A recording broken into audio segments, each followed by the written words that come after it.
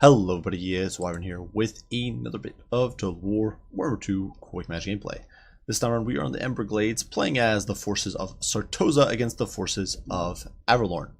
And this match, I simply wanted to do something a little bit silly instead of going for a more classic build and make use of Sartosa, who I don't really play. I think I may have used him like once in a quick match since Vampire Coast even dropped, which is pretty nuts.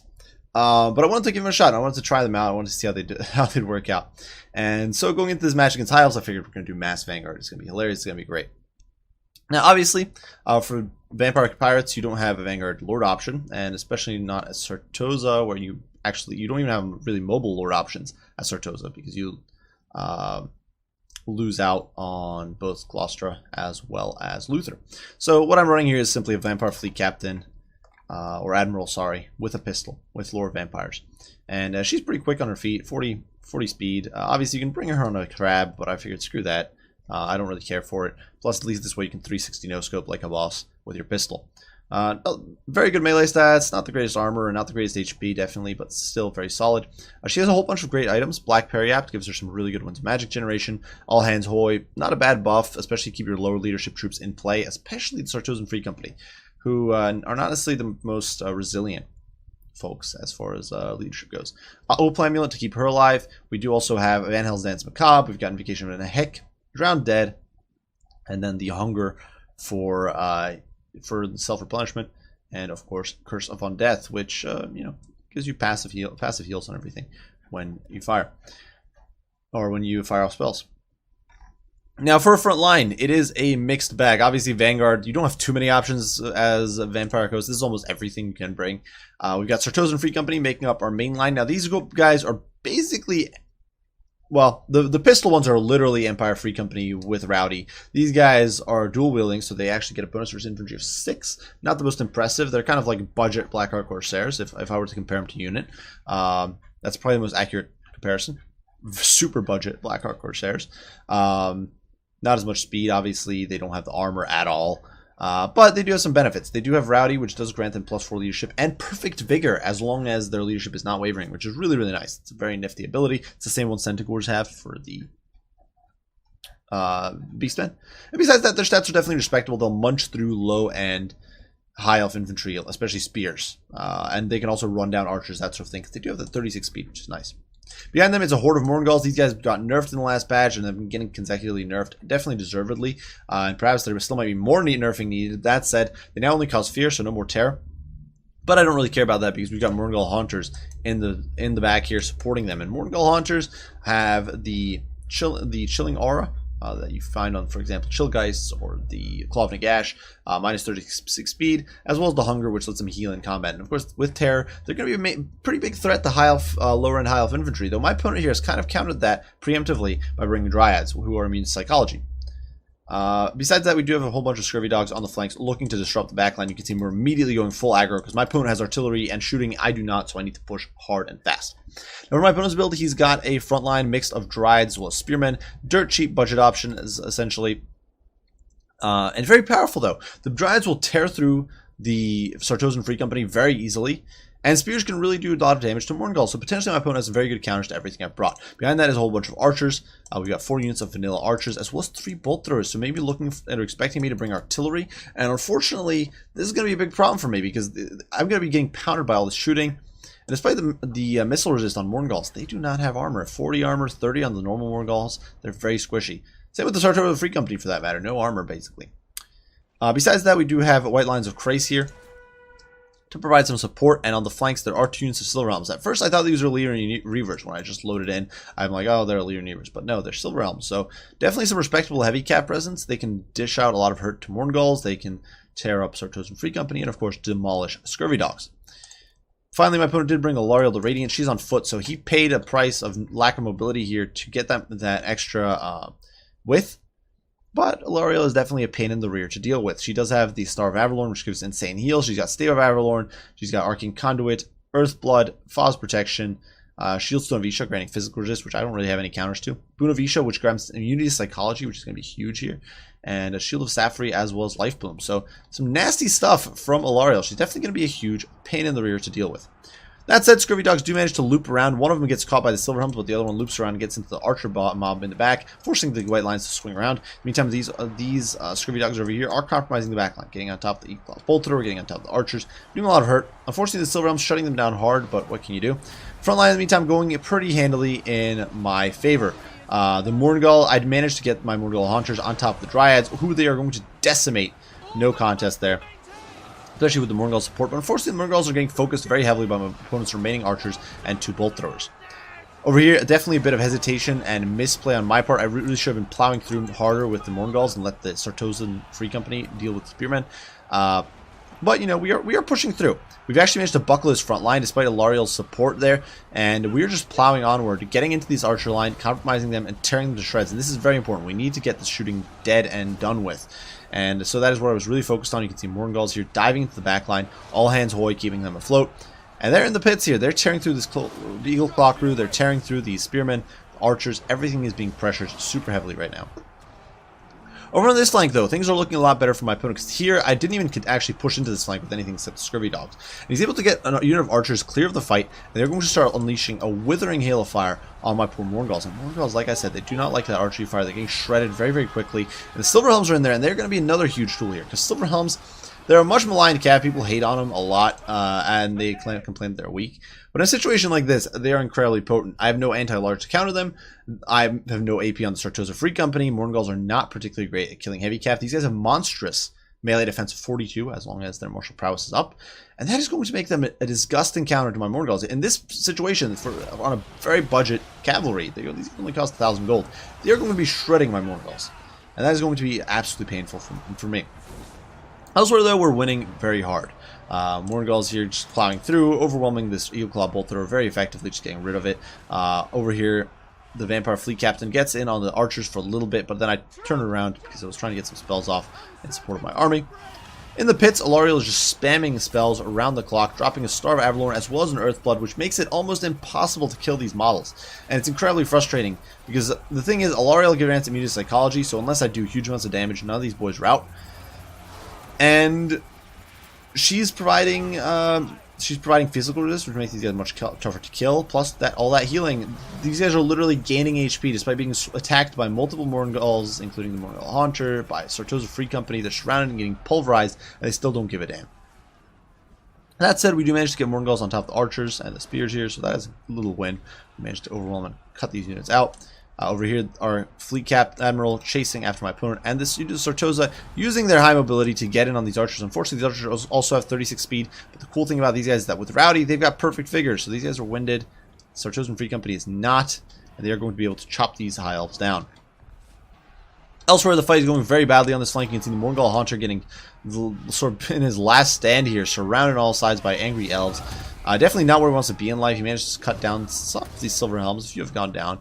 But really, it's not been the greatest play here for us. And Balance of Power shows that it's in my favor, but it's definitely a bit misleading. Because right now, if Alariel managed to get all of her troops blobbed up, which is what my opponent is attempting to do right now, she's going to have a huge edge in healing and physical and psychology, immunity psychology and all that sort of stuff. And she still does have 2 archers online who can potentially decimate me pretty badly. There's also an artillery crew in the back here that I was desperately trying to shut down with my Sartosa Free Company. But if these guys get back online, that's going to be even more trouble. And you can see the Sartosa Free Company there shifts gears to chase after these guys, doing their very best. They're not quite good enough. The Silver Helms here are actually going to pull away from the Morgul to dive in on this Sartosa Free Company here, because my opponent really wants to keep this Eagle Claw alive. It's actually frustrating how long it takes my Sartosa Free Company to cut these guys down. So they're not dying quite quick enough. They're down to 9 models, but still holding. Elsewhere in the meantime, here in the pits, Silver Helms are getting their butts kicked, but Alariel keeps everything in check because she's got psychological immunity going down. And so everything is swarming me. I'm trying to snipe Alariel because I know if I can't get rid of that immunity psychology, we're never going to win. But Alariel is getting knocked around. She's got a ridiculous 67 melee defense, and so she's just kind of shrugging it off. She doesn't really give a damn. And that's making my life hell. In the meantime, Foss Protection goes down, making all these guys ridiculously tanky, making it basically impossible to kill them. Over here, the Sartosa Free Company getting isolated and killed, and these archers are back online. So now my opponent has some firing line. He's got Eagle Up Bolt Thrower coming back online, 7 models. He's got his archers alive. A unit of archers, very high on models, but almost out of ammo there. More archers there. He's got a couple units worth of archers, and they are focusing down my Morgulls here. So he's trying to isolate my hero mob and then poke them to death with his infantry. And I was desperately trying to kill Averlorn here, but she's got Save of Averlorn going, and down goes Star. And if I had any hopes of winning this protracted fight here before, they are all dashed immediately, because now the white lions are healing like mad. I do summon some zombie-powered deckhands, but I'm realizing this is a disaster in the making, and Alariel is simply going to heal through everything, because she doesn't give a damn. In the meantime, here in the back, you can see these Dryads pursue my Sartosan Free Company very, very far, basically removing them from play. This unit of Sartosan Free Company over here, very low on HP, but they've rallied, so we'll hopefully be able to bring them back into play soon. In the pits, in the meantime, Silverhelm's still tanking it out with 11 models, so pretty ludicrous stuff. Never underestimate them. They're a very nasty calf to deal with. And you can see the Morgulls here trying to get out of the pit to get in on top of these Evil Claw Recruitment. And it's pretty nuts. These guys are surprisingly tanky. They're not dying. Whether because of animations or something else, I'm not entirely sure, but it's just not happening. So the Bolt Thrower just got waddling off. They don't care. Over here, unfortunately, this Morgul Hunter getting trapped by the high mass of the Silverhelms. We actually get a charge into the Silverhelms, and I summon some zombies here to save him, because I really want to keep these Morgul Hunters alive, and their leadership here buckling. I do believe I had all hands ahoy here, and the fact that I didn't use it definitely hurting me. You can see, there we go. Using it to rally the Morgul, keep it in the fray, keep it healing with the hunger. But still, things are looking very, very grim, and we're trying to extricate ourselves and save our boys. Over here, Silverhelms do rally on 9 models, and they're looking to run down my remaining Sartosan Free Company. The Dryads pursuing my crippled squad of Sartosan Free Company here. And a balance of power sitting a little past dead center in my favor, but really, once again, it's a bit misleading because Alariel here is an absolute pain in the rear. We pop Invocation of the Eggs trying to keep this boy alive, because right now if he disintegrates, this is probably all over. His leadership is crumbling, it's falling apart. But we are sort of extricating ourselves from the fray. You can see we once again tear out the stupid Eagle Claw Bolt Thrower, which just refuses to go out for good. It's very, very frustrating. And surprisingly, our Morgul Hunter gets out, and now he's going to rally. He's going to recover his HP, and he's going to be in a better spot. Vampire Fleet Admiral does summon some zombies, and then promptly runs away, because I don't want her in the fight. Vampire Fleet Admirals are basically an OP Witch Hunter when they're running like this, because they've got 40 mobility, they've got the 360 no-scoping with the pistol. My opponent thinking he's clever here chasing me is going to take a pounding from me as I simply run away. Elsewhere, you can see the fight here. Silverhelms dove into the Free Company, did huge amounts of damage, definitely hurt them quite a bit, but the last few models are routed. 5 models there, gone and removed from play. Elsewhere, the Dryads still pursuing the Free Company, but at this stage, my opponent can easily wipe these guys out, and that is what we're going to do. It's Silverhelms here do swing in. I was trying to rally my troops here, trying to get these Silverhelms in so I could destroy them with the Morgul Hunters, but it's just not really happening. My Fleet Admiral here running for dear life, trying to escape. But things just not really going to key there. And the Bolt Thrower crew comes back again. 4 models. Obviously, they're only going to be able to reman, I think, 1 artillery piece with 4 models. But it's ludicrous. And I was kind of raging at this point about this, because these guys were potentially still going to be a lot of damage on my poor Morgulls, and there was nothing I could do about it. The Sartosan Free Company dives into the Dryads and literally instantly routes. But the Morgulls are there to do some work. And fortunately, the Vampire Fleet Admiral here running for dear life and doing an okay job of it. My opponent trying to get us around there, but she just keeps running, and popping those pistol shots. She's still got 12 rounds. Her shots pierce. They're like Witch Hunter shots, so they can punch through lines. And every now and then she's going to be popping a shot here. You can see there another shot going off as she's being pursued by this angry mob. So basically, it's a bit of a Shrek moment here, as we fire some shots there. Unfortunately, the animation doesn't even seem to go off. Or did she not even fire? That's really odd. It seemed like the animation... There we go. She did fire. Taking 1 model off. Not the most impressive, though when they're compact. You can often get a lot of hurt. Morgulls, though, are simply looking to knock out these backlines. You can see I'm going to let my squishy Morgull, my beat-up one, dive into these archers. Because the archers are not going to be able to defend themselves very well. It's going to give him an opportunity to regen with his hunger. And perhaps we can remove them from play. And the problem right now is that... normally, against any other high elf build, I could fear and terror bomb this stuff. But right now, because of Alariel, are going to be no terror bombs. So that was a big concern at this stage of the game. Silverhelms dive in here, penning in my Vampire Lord. We do dive in on the Claw Bolt Thrower, once again removing it from play. It finally does get terror outed and breaks, but still has 4 models. So insane stuff. The archers here being supported by spears, and this Morgul Hunter is going to start taking a beating. Balance of power shifting back in my opponent's favor for the first time this game, and things are looking bad. You can see the Morgul Haunter here swinging out wide, trying to evade these spears because I really don't want to be fighting them. My Vampire Fleet Admiral in the pits, fighting tooth and nail against everything. And so what we're going to be doing here is a rear charge. So the Morgul is kind of waddling in, looking to get in and strike down these elves. And you can see her swing around. Alariel doing her crazy light burst there, and she's got flowers like growing up around alongside her. But our Fleet Admiral is in the pits, and she's no pushover. She does have some pretty insane stats. Like I mentioned before, obviously not very much armor, which is a bit of a problem, but definitely has some insane stats. And the Morgul Hunters are doing some work. And my idea right now was that if I can start, one of the things that people often forget, I think, is that you can often start chain routes going. If one unit starts routing and it's not like an expendable unit, the rest can often go down like a stack of cards. So that was my best hope right now. I realized I'm not going to be able to kill Alariel fast enough. She's got way too much HP. She's got over almost 2,000 HP right now. If I try to kill Alariel, if I try to snipe her, I'm going to get jabbed to death by spears. So I need to pick units apart. And the first unit we're going to go after is these archers, and the archers break. That is then going to snowball, and you can watch. We can kind of watch the snowball effect here happening as these spears. Their friendly unit routing -3, so that's going to drop these spears a bit. And these crippled spears are now struggling, so we're going to focus them out because their friendly archers are routing. And you can see these dryads taking a hit; they rout, and suddenly things are just falling apart incredibly quickly. My opponent's entire army, despite having immune psychology, essentially routes, and that is something you always want to keep in mind, including these white lions who are in decent shape. And you can see their friendly units routing was now -12 of a debuff, which is huge. That suddenly that snowball effect is a huge winner for us. Now this Morgul here basically goner, but we're able to once again get in there and just keep pressuring these guys. These spearmen are now getting pounded. These archers are getting pounded. They're going to rout too, because that pressure from all their friends routing is adding up. These archers out here actually get tear routed because Alariel's too far away now. She's getting juggled away by this Morgul Haunter. And now things are in a much better spot. Now certainly my opponent could still regroup. He could still rally his troops. He can still try to push back together and reorder his army. The problem is that now that they're scattered and isolated, I don't have to deal with a Doom Blob centered on Alariel. I can now pick these. This entire army here can be killed off without me much more easily. So what we're going to do now is we're going to stick our Morgul Hunters here on Alariel, who's spawning flowers around herself. Sorry, that doesn't protect you against an angry blue demon here, or whatever it's supposed to be. It's supposed to be like a starving person. It's like a Wendigo or something. But Dryads here get dove upon by the Morgul, who's very low on HP, getting torn apart themselves. Now, obviously, once again, immune psychology is going to help, but not quite enough. Another unit routes there.